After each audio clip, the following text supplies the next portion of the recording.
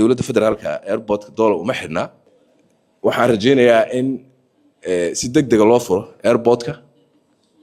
isla markaana loo furo dadka Soomaaliyeed oo dhan iyo dadka kale dadka Soomaaliyeed martida waa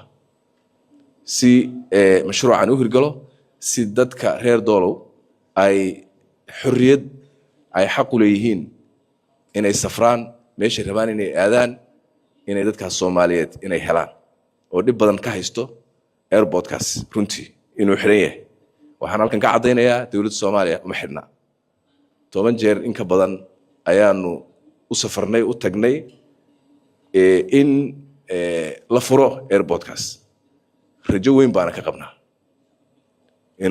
in airportkaas la furo waana la furayaa Ilaahay idinkiis waxaan leeyahay hooyada Soomaaliyeed iyo aabaha Soomaaliyeed ee meel kasta ku nool ee la daalacaya inay ubadkooda u helaan nolol aasaasi ah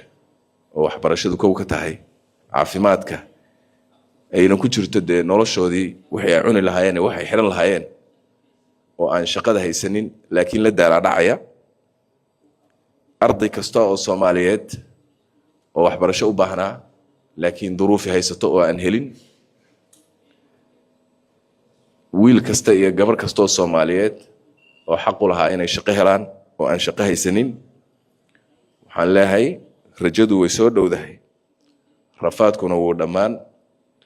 muddaad nolol raadisay dhawaan baad raaxa gali